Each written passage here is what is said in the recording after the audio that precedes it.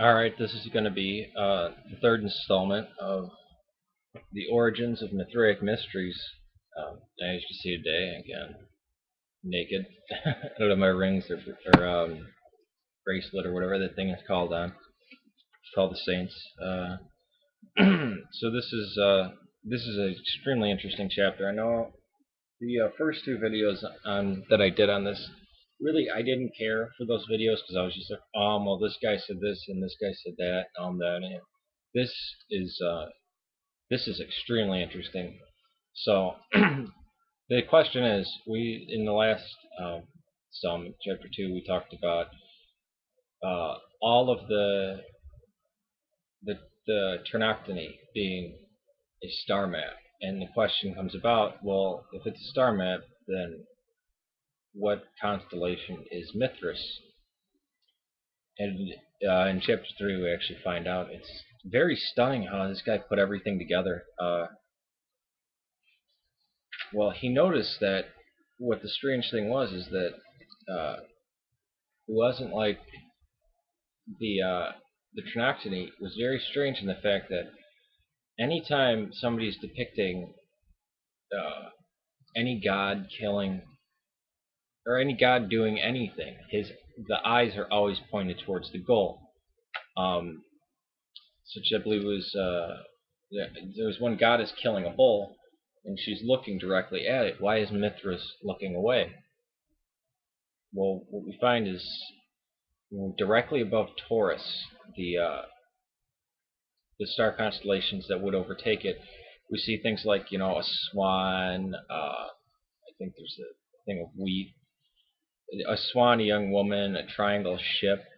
Very strangely, another one is Perseus.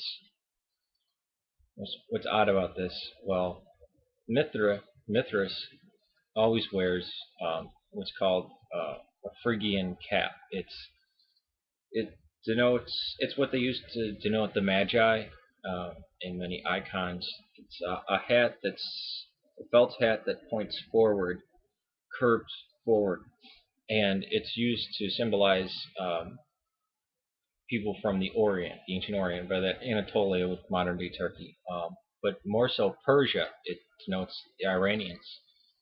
Um, so we see both Perseus and Mithras wearing this hat, very strange, and both having a dagger or a short sword.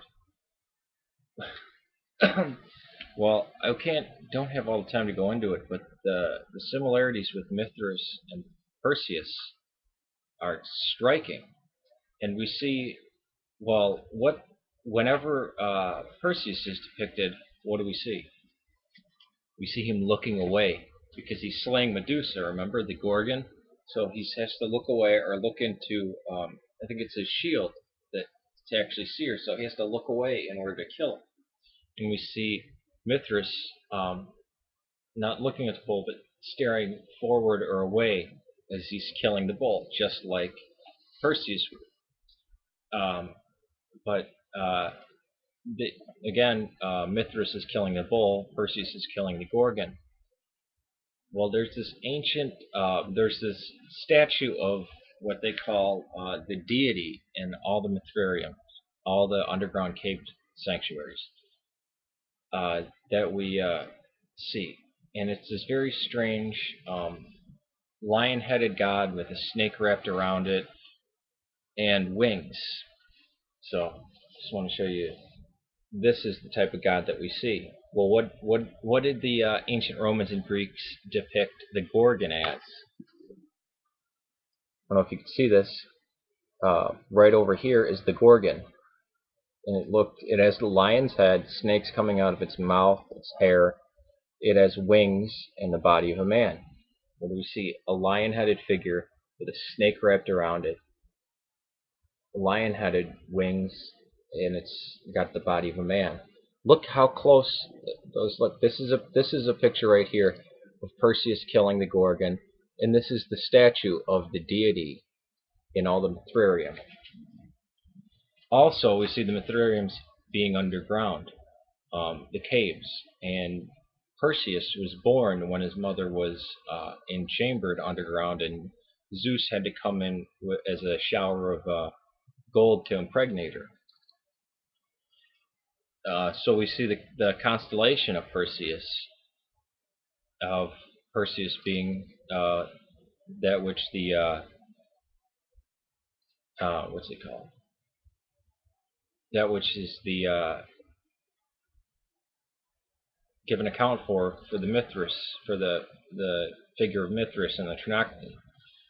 That's the constellation that it relates to. And the similarities, I go through this chapter, and I don't want to just be reading the whole chapter, but it is striking. They just go image after image. It just goes through it and totally, I mean, it's kind of like what Simke Yakubovich does in Naked Archaeologist, puts things in and wow, how could people not see that before? And so we see that there is, the Romans are, the Roman cult of Mithras is pointing that its origin is Persia. Kind of like an homage to Persia, but is very Roman. And Perseus is supposedly the father of uh, of of all the Persians. That's the myth. That's the Parses is his son, who's um, the uh, the father of all the Persians. And we see these grades of initiation, and one of them is actually called the father. And people thought that father was God, and no, the father is actually Perseus, because his son would then be Perseus, and then the Persian people. But I'll get more into that in the next chapter. But this one, I think I should probably even do a two-parter, because I should actually go through a lot of the legwork that they did, showing just exactly. I mean, it's to a point where it's undeniable. I was kind of, oh my God, this guy figure, and it's David Ulansey. It's this guy that did it. So I will make a part 2 of this. Yeah, Mithras is Perseus. This is going to be, I guess this will be chapter 3. This will be part A. I'll do a part B. All right, peace.